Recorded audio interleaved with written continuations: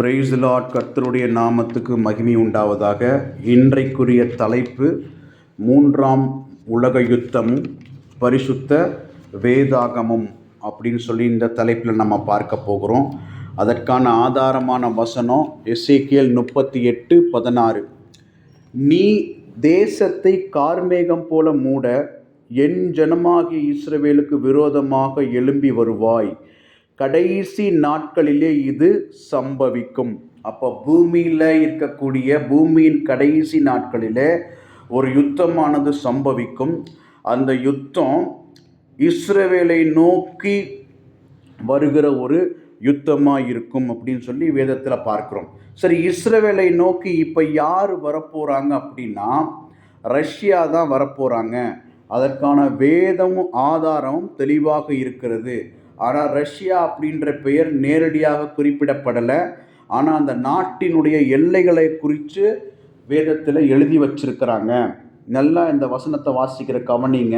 எசேக்கியேல் 38:2 மனு புத்திரனே, Meshech Tubal ஜாதிகளின் தலைமையான அதிபதியாகிய மாகோகு தேசத்தானான கோகுக்கு எதிராக நீ உன் முகத்தை திருப்பி அவனுக்கு விரோதமாய் தீர்க்க தரிசனம் முறை.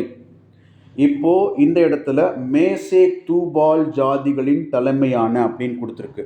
இந்த மேசேக் அப்படிங்கிறது எகிப்தில் இருக்கக்கூடிய ஒரு பகுதி. தூபால் அப்படின்ற ஒரு பிளேஸு ஆசியாவில் இருக்கக்கூடிய ஒரு பகுதி. அப்போது நல்லா கவனிக்கணும், ஒரு நாடு இருக்கும். அந்த நாடு 2 கண்டத்திலையும் அதோடைய நிலப்பரப்பை பகிர்ந்து கொண்டிருக்கும் அப்படின்னு சொல்லி நம்ம பார்க்குறோம். இப்போ 2 கண்டத்திலும் தன் நிலப்பரப்பை பகிர்ந்திருக்கக்கூடிய நாடு ரஷ்யா. ரஷ்யாவுடைய மேப் பார்த்திங்கன்னா தெரிஞ்சிருக்கும். 70% ரஷ்யா எகிப்தில் இருக்கும், 30% ரஷ்யா ஆசியாவில் இருக்கும். இந்த 2 கண்டங்களிலும் இருக்கக்கூடிய ஒரு நாடு அதுதான் இஸ்ரவேலுக்கு எதிராக இங்கே வரும் அப்படின்னு சொல்லி நம்ம பார்க்குறோம். அதற்கான ஆதாரமாக நீங்கள் என்ன வசனத்தை பார்க்குறீங்க அப்படின்னா எசேக்கியேல் 39:2 நான் உன்னை திருப்பி உன்னை 6 துறடுகளால் இழுத்து உன்னை வடப்புறங்களிலிருந்து எழும்பவும் இஸ்ரவேல் மலைகள் மேல் வரவும் பண்ணுவேன். அப்போது இந்த ரஷ்யா எங்கே தன்னுடைய படையை நிறுத்த போகுது அப்படின்னா இஸ்ரவேலுடைய மலைகளை சுற்றி தன்னுடைய படையை நிறுத்த போகுது. இதற்கு ஆதாரமாக இன்னொரு வசனத்தையும் நான் உங்களுக்கு காண்பிக்கிறேன். எசேக்கியேல் 38:8 பட்டயத்துக்கு நீங்களாகி பற்பல ஜனங்களிடமிருந்து சேர்க்கப்பட்டு வந்தவர்களின் தேசத்தில் கடைசி வருஷங்களிலே நீ வருவாய். நெடுநாளாய் பாழாய் கிடந்து பிற்பாடு ஜாதிகளிலிருந்து கொண்டு வரப்பட்டவர்கள் எல்லாரும் சுகத்தோடே குடியிருக்கும் இஸ்ரவேல் மலைகளுக்கு விரோதமாக நீ வருவாய் அப்படின்னு சொல்லி வேதத்தில் குறிப்பிடப்பட்டிருக்கிறது. சரி, இந்த இஸ்ரவேல் மலைகளுக்கு எதிராக ரஷ்யா போடக்கூடிய அந்த போரில் ரஷ்யா மட்டும் வருமா, இல்லை ரஷ்யா அவங்களுடைய ஆட்களையும் கூட்டி கொண்டு வருமா அப்படின்னு பார்த்தா ரஷ்யா அதற்கு துணை போகிற நாடுகளையும் கூட்டி கொண்டு தான் இந்த யுத்தத்துக்கு வரும் அப்படின்னு சொல்லி வேதத்தில் நம்ம பார்க்குறோம். அதற்கான வசனத்தையும் நான் உங்களுக்கு வாசிச்சிடுறேன். எசேக்கியேல் 38:5 அவர்களோட கூட பெர்ஷியரும் எத்தியோப்பியரும் லீபியரும் இருப்பார்கள். கோமேரும் அவனுடைய எல்லா இராணுவங்களும் வடதிசையிலுள்ள தோகர்மா வம்சத்தாரும் அவர்களுடைய எல்லா இராணுவங்களும் ஆகிய திரளான ஜனங்கள் உன்னோடே கூட இருப்பார்கள் அப்படின்ற வசனத்தின்படி ரஷ்யா கூட சப்போர்ட் பண்ணுற நாடுகள் இன்னைக்கு இருக்கக்கூடிய ஈரான், ஈராக், எகிப்து, சூடான், தெற்கு ஆப்பிரிக்கா, வடக்கு ஆப்பிரிக்கா மற்றும் மேற்கு எகிப்து, இந்த நாடுகளோட கூட பாரசீகர்களும் துருக்கியர்களும் இணைஞ்சு கொள்வாங்க. யாருன்னா இஸ்ரவேலை அழிக்கிறதுக்காக இணைஞ்சு கொள்வாங்க. சரி, இப்போ இஸ்ரவேலுக்கு யாரெல்லாம் சப்போர்ட் பண்ணுறாங்க அப்படின்னு பார்த்தோன்னா அதுக்கான விளக்கங்களும் பைபிளில் இருக்குது. நான் இதை உங்களுக்கு இப்போ காமிச்சிட்றேன். எசேக்கியேல் 38வது அதிகாரம் 13வது வசனத்தின்படி, சேபா தேசத்தாரும் தேதான் தேசத்தாரும் தர்சீஷின் வர்த்தகரும் அதனுடைய பால சிங்கங்களாகிய அனைவரும். இப்போ இங்க குறிப்பிடப்பட்டிருக்கிற 4 பேர் சேபா தேசத்தார், தேதானியர்கள், தர்சீஷ், அப்புறம் அவர்களுடைய பால சிங்கங்கள். இப்போ இதற்கெல்லாம், இந்த நாடுகளுக்கெல்லாம் என்ன அர்த்தம் அப்படின்னா, சேபா தேசத்தார் அப்படின்றவர்கள் கிழக்கு ஆப்பிரிக்க நாடுகள், தேதான் தேசத்தார் அப்படின்றது gulf countries, Saudi Arabia, Tarshish அப்படின்றது பார்த்திங்கன்னா டச், அப்புறம் அதை சுற்றி இருக்கக்கூடிய கிறிஸ்தவ நாடுகள் இஸ்ரேவேலுக்கு சப்போர்ட் பண்ணும். சரி, ரஷ்யா எதுக்காக இஸ்ரேவேல் மேலே படையெடுக்கிறதுனா, எசேக்கியேல் 38:13 நீ கொள்ளையிட அல்லவோ வருகிறாய் என்றும், நீ சூறையாடி வெள்ளியையும் பொன்னையும் ஆஸ்தியையும் எடுத்துக்கொள்ளுகிறதற்கும் மிகவும் கொள்ளையடிக்கிறதற்கும் அல்லவோ வருகிறாய் என்றும் உன்னை பார்த்து சொல்லுவார்கள். அப்போது இந்த இடத்துல ரஷ்யா இஸ்ரேவேலை கொள்ளையடிக்க போகுது அப்படின்னு சொல்லி வேதத்தில் சொல்லுது. அப்புறம் பார்த்திங்கன்னா இந்த காரணம் இருக்குது, இன்னொரு காரணமும் இருக்குது. அதையும் நான் உங்களுக்கு வாசிச்சிட்றேன். எசேக்கியேல் 38:16 நீ தேசத்தை கார்மேகம் போல மூட என் ஜனமாகிய இஸ்ரவேலுக்கு விரோதமாய் எழும்பி வருவாய். ஜாதிகள் கண்களுக்கு முன்பாக உன் மூலமாய் நான் பரிசுத்தர் என்று விளங்க பண்ணுகிறதுனால் அவர்கள் என்னை அறியும்படிக்கு உன்னை என் தேசத்துக்கு விரோதமாய் வர பண்ணுவேன் அப்படின்னு சொல்லி கர்த்தர் அவனை குறித்து பேசுகிறாரு. இப்போது 2 கண்ட்ரீஸும் இங்கே வார்ஃபீல்டில் நிற்கிறாங்க. எந்தெந்த ஆயுதத்தை எல்லாம் யூஸ் பண்ணுவாங்க அப்படின்னு சொல்லி நம்ம பார்க்கலாம். ஆனால் அந்த ஆயுதங்களுடைய பெயரை வேதம் நேரடியாக குறிப்பிடலை. ஆனால் அந்த ஆயுதம் யூஸ் பண்ணினதுக்கு அப்புறம் என்னென்ன சிம்டம்ஸ் இருக்கும் அப்படின்னு சொல்லி வேதம் குறிப்பிடுது.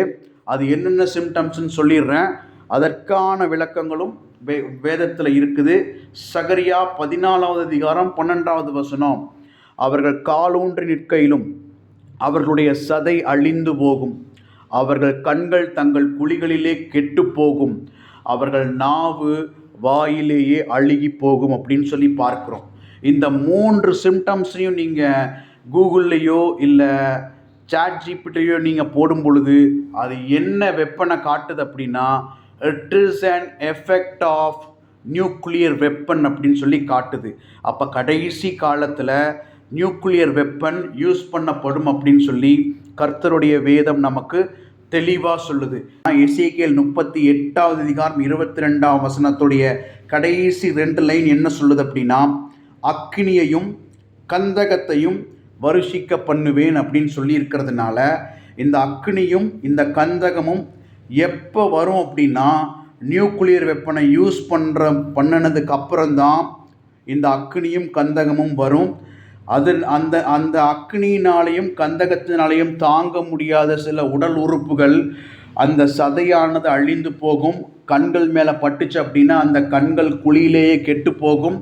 நாக்கு, அது சுவாசிக்கும் பொழுது அந்த கேஸ் நாவில் பட்டுச்சுன்னா நாவும் அழுகி போகும். சரி, இந்த யுத்தத்தில் யார் ஜெயிக்க போகிறாங்க அப்படின்னா, பைபிள் படி இந்த யுத்தத்தில் இஸ்ரவேல் தேசம்தான் ஜெயிக்க போகுது அப்படின்னு சொல்லி நம்ம பார்க்குறோம். அதுக்கான வேத ஆதாரங்களையும் நான் உங்களுக்கு சொல்கிறேன்.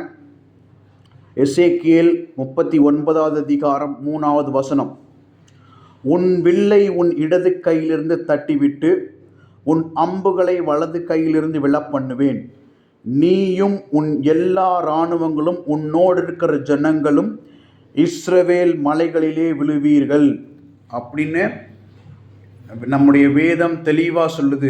இஸ்ரவேல் மலைகளிலே தன்னுடைய படையை நிறுத்தினவங்க இஸ்ரவேல் மலைகளிலே செத்து போய் இஸ்ரவேல் மலை அடிவாரத்தில் எல்லாரும் அடக்கம் பண்ணப்படுவார்கள் அப்படின்னு சொல்லி வேதத்தில் நம்ம பார்க்கிறோம்.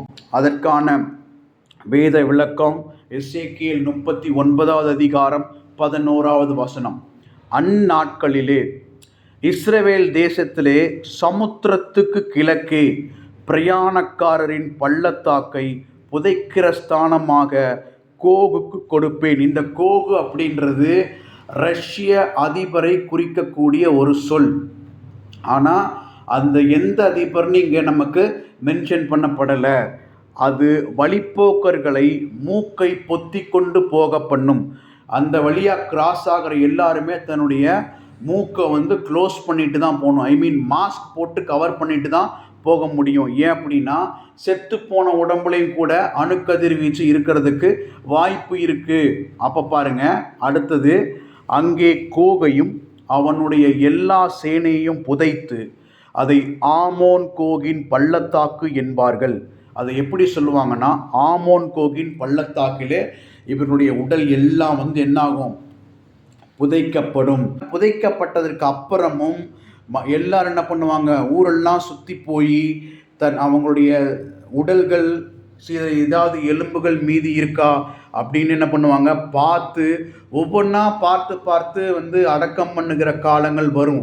எசேக்கியேல் 39:14 தேசத்தை சுத்தம் பண்ணுவதற்காக அதில் கிடக்கும் மற்ற பிரேதங்களை புதைக்கும்படி நித்தமும் தேசத்தில் சுற்றித் திரியும் மனுஷரையும் சுற்றித் திரிகிறவர்களையும் நியமிப்பார்கள்.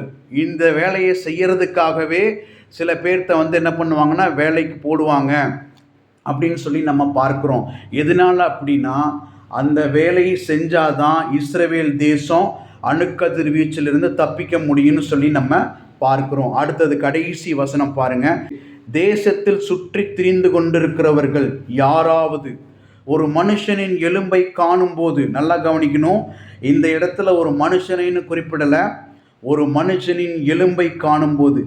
ஏன் அப்போ மற்ற பாகங்களெல்லாம் என்ன ஆச்சு அப்படின்னா, மற்ற பாகங்கள் தான் என்ன ஆயிடுச்சுங்க, காலூன்றி நிற்கும் பொழுது அந்த கால் சதை அழிந்து போகும், அவர்கள் கண்கள் குழிகளிலேயே கெட்டு போகும், அவர்கள் நாவு வாயிலேயே அழுகி போகும், சதையுள்ள எல்லா பகுதியும் அணுக்கதிர்வீச்சு படும் பொழுது உருகி போகும் அப்படின்னு சொல்லி நம்ம பார்க்குறோம். அதை அந்த மாதிரி எலும்பை யாராவது பார்க்கும்போது அதை எடுத்து அதை எங்கே கொண்டு போய் போடுவாங்க, இவங்களுக்காக ஒதுக்கப்பட்ட பள்ளத்தாக்கில் கொண்டு போய் அடக்கம் பண்ணுவாங்க. இப்போது 3rd வேர்ல்டு வாரில் தொடங்க போகிறது யார் வேணால் இருக்கலாம், ஆனால் அந்த வாரம் முடிக்க போகிறது இஸ்ரவேல் தான் அப்படின்னு சொல்லி வேதம் தெளிவாக சொல்லுது. இன்னும் பல ரகசியங்களை அறிந்து கொள்ள இணைந்திருங்கள். கர்த்தர் தாமே நம்மை ஆசீர்வதிப்பாராக. ஆமேன்.